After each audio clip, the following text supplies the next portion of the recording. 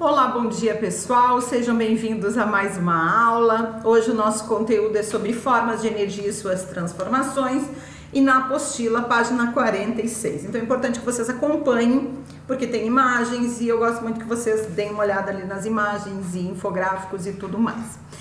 Então assim, quando a gente vai falar da energia e sua transformação, primeira coisa que a gente começa falando, o que são combustíveis? É uma pergunta que eu faço para vocês já estudaram lá no 7º ano, então vocês já devem saber mais ou menos o que são os combustíveis. Então assim, os combustíveis são substâncias que reagem com o oxigênio, liberando energia, seja ela na forma de calor ou fogo, enfim. O nosso corpo, ele também produz energia. De que forma que ele produz energia? Nos alimentos, isso já é conteúdo do 6º ano. Lá nos alimentos, né, a glicose, que seria o combustível aí, para produzir energia junto com o oxigênio nas mitocôndrias das nossas células, certo? Então, também produzimos, obviamente, senão não estaria nem aqui falando com vocês. Produzimos energias na célula do nosso corpo, né? Que é a respiração celular. Continuando aqui, né, fazendo um linkzinho lá com conteúdos que a gente já estudou lá no 6º, no 7º ano, né? Uma outra pergunta importante para fazer para vocês é: quais são os tipos mais usados, tipos de energias, né, mais utilizadas, tipos de energia não, tipos de combustíveis mais utilizados no Brasil? Normalmente aqui no Brasil se usa muito petróleo, álcool, gás natural, carvão mineral, porém esses combustíveis são poluentes, né? A gente já viu também lá no 7º ano outras formas alternativas de energia, falamos isso inclusive na feira interdisciplinar do ano passado, né? Então é importante estar lembrando isso aí, que são conteúdos que a gente já trabalhou, tá? Então assim, esses seriam os combustíveis mais utilizados aqui no Brasil. Outra pergunta importante, e agora, né, bem a ver com o nosso conteúdo que a gente está falando aqui, por que os combustíveis nos dão energia, né? Isso a gente tem que saber por quê. Por que eles dão energia? Primeiro, porque eles são formados por elementos químicos. Esses elementos químicos são formados por ligações químicas. Quando essas ligações químicas são quebradas, o que acontece? Elas fornecem muita energia. Outra pergunta que eu quero fazer para vocês é: qual é o tipo de energia mais utilizada no nosso país? No Brasil, como nós temos muitos recursos hídricos, rios com grandes volumes de água, nós temos muitas usinas hidrelétricas, como a gente já falou também anteriormente, a hidrelétrica de Itaipu, entre outras hidrelétricas que existem aí. Essas usinas, elas são pouco poluentes quando estão fazendo essa transformação, né, da energia do movimento das águas para energia elétrica. Quando elas estão em funcionamento, elas não são muito poluidoras.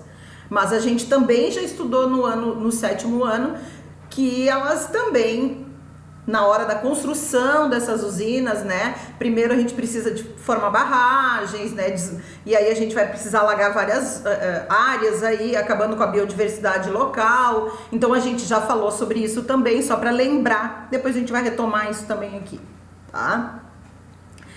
E como funcionam essas hidrelétricas? Como é que acontece o funcionamento de uma hidrelétrica, né? Na página 46, vocês têm uma imagem de uma hidrelétrica mostrando ali a barragem com grandes reservatórios de água ali.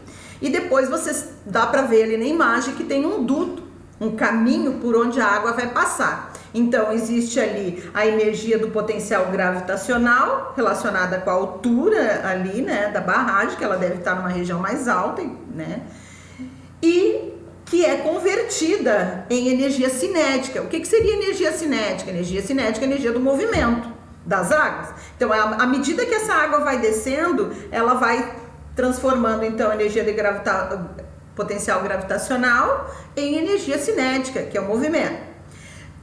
Quando isso acontece, ela vai passar lá no gerador, né? Ela vai movimentar as pás do gerador E ao movimentar as pás desse gerador, ele vai fazer o quê? Ele vai transformar a energia cinética em energia elétrica.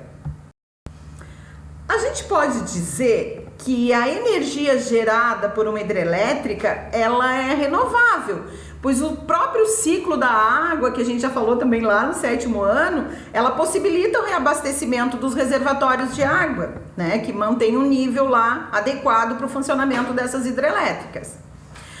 Porém, também já vimos que as instalações de uma usina hidrelétrica ocorrem vários impactos, tanto sociais quanto ambientais. E um ali eu já falei, né? Como grandes alagamentos para a construção das barragens, né?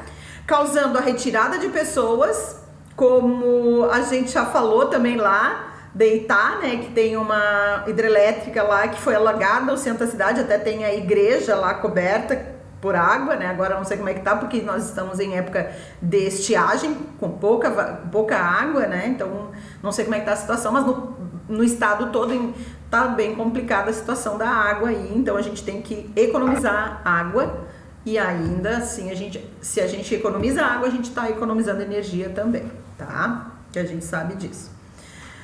Então, causando a retirada de pessoas, como eu falei, e mudanças na fauna e na flora, porque quando acontecem esses alagamentos, nessas regiões onde foram alagadas viviam alguns animais e plantas, né? Então acaba causando impacto nesses seres vivos aí, na fauna e flora local, né?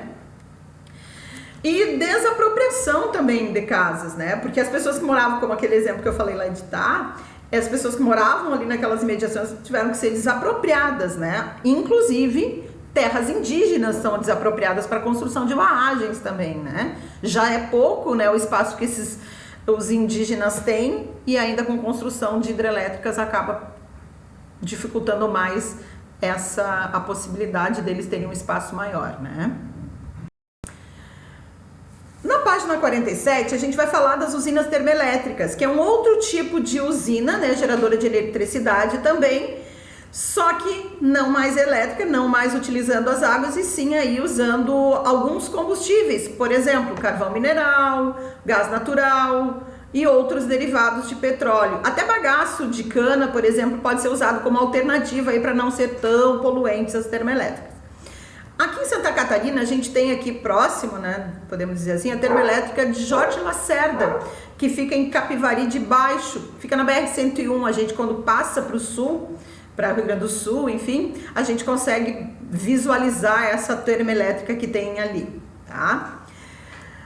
Como eu disse para vocês, as termoelétricas, elas vão poluir bastante, né? Porque elas normalmente usam combustíveis fósseis aí, né? Então, como é que acontece a produção de energia elétrica numa usina termoelétrica?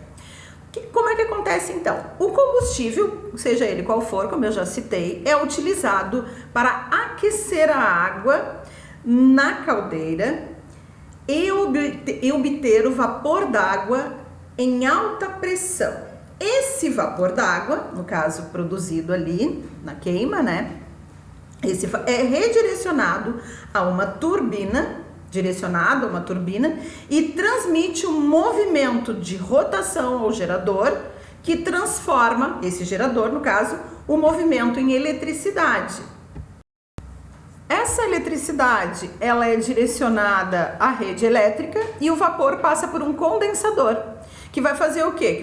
Condensador, ele vai transformar o vapor d'água em água líquida e que é bombeado para o sistema novamente. A condensação do vapor pode ser feita com a água no rio, num lago ou até mesmo no mar.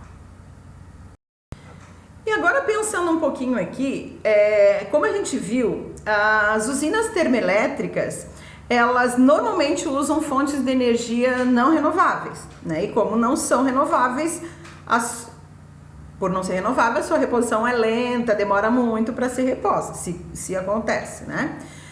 Quais seriam os impactos das usinas termoelétricas, né? Que a gente viu ali que as usinas hidrelétricas, elas têm um impacto. Agora eu quero saber Quais seriam os impactos das termoelétricas, né? E aí nós temos vários impactos também. A poluição do ar por conta dos combustíveis fósseis é uma.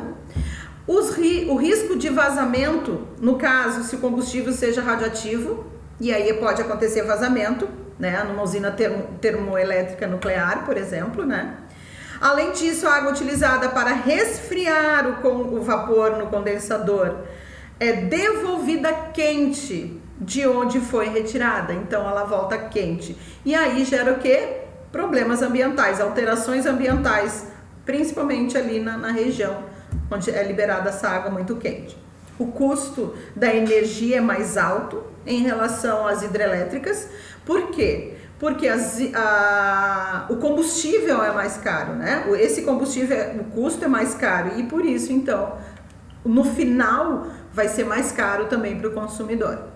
O que a gente tem que perceber é que as duas produzem eletricidade, né? Só que a hidrelétrica, a poluição é menor e o preço é mais em conta para a população. Já as termoelétricas, o custo é maior por conta dos combustíveis, como eu falei. Em época que se vive hoje, no momento de estiagem que a gente está vivendo, é importante a gente economizar bastante energia elétrica por conta que agora é o momento em que não está acontecendo chuvas, provavelmente as barragens estão bem vazias, bem abaixo do nível tolerável, né? Então a gente tem que ter um certo cuidado agora, principalmente, né? Sempre temos que ter, mas agora mais ainda, né? Porque agora nós estamos vivendo racionamento de água aí, tá? Na página 48 tem uma atividade para vocês fazerem e ali tem falando organizando ideias. Eu acho importante vocês estarem fazendo isso aqui, porque vocês vão estar pesquisando outras formas de energia, né? Como usinas eólicas, solares, maremotriz. Então é uma pesquisa. A gente já falou também isso ano passado, mas é importante vocês estarem pesquisando, né? Porque a pesquisa nunca é demais, conhecimento não enche lugar, né? É importante a gente estar fazendo essa pesquisa também. E depois ali fazer as atividades da página 48.